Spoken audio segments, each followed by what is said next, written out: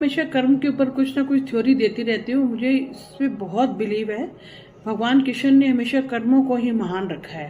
कहते हैं ना, भगवान की अदालत में वकालत नहीं होती, सजा हो जाए तो जमानत नहीं होती। जो सच्चाई के मार्ग में चलता है उसको कठिनाइयां जरूर आती हैं, पर उसकी नैया भगवान ही पार लगाता है। इसलिए हमेशा इंसान को अच्छे कर्म करने चाहिए। भाग्य कर्म को नहीं बदल सकता, पर कर्म हमेशा भाग्य को बदल सकते हैं। ये बिल्कुल सच्चाई है। अगर तुमने किसी को रुलाया है, तुम्हें भी उसी टाइम रोना पड़ेगा, क्योंकि कर्म कभी माफ नहीं करते। ये मत सोचो तुमने किसी को रुला के तुम्हें कुछ नहीं होगा। जो बोओगे वही काटोगे।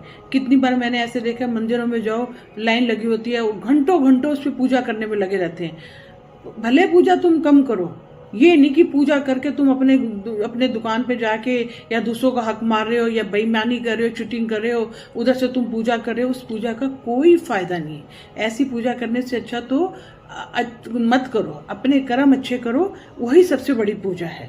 लोग क्या करते हैं, दूसरों का हक मार जाते हैं, चीटिंग करते हैं, और उसके फिर सवेरे जाके मंदिरों में घंटियां बजाते रहते हैं। और जो बेईमानी का पैसा आता है उससे लंगर बांटते हैं, गुरुद्वारे में देते हैं, मंदिरों में देते हैं।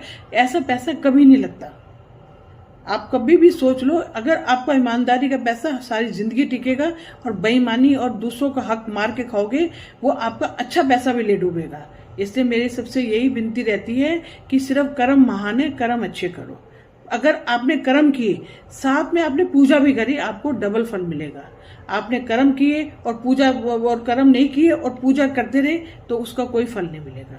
ये दोनों साथ साथ चलते हैं। आपको कर्म हमेशा अच्छे करने हैं, करते रहना, करते रहो।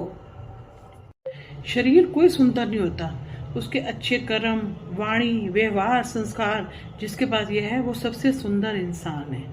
बुद्धि सबके पास होती है, पर चालाकी या ईमानदारी करना उसके संस्कारों में होता है। मैं तो यही कहूँगी कि कोशिश करो, थोड़े में गुजारा कर लो, पर जो खाओ ईमानदारी से खाओ, और उसमें ही बरकत रहेगी। आपके बच्चे भी अच्छे कामयाब होंगे आगे, और आपको कोई दिक्कत नहीं आएगी। अगर आपने जहाँ भी चीटिंग करी, तो आपको कहीं ना कहीं उसका कर्मों का भुगतान करना पड़ता है। कर्मों की थ्योरी बहुत बड़ी है, इसको सुनाने बैठेंगे तो पूरा दिन लग जाएगा, पर कर्म किसी का पीछा नहीं छोड़ते।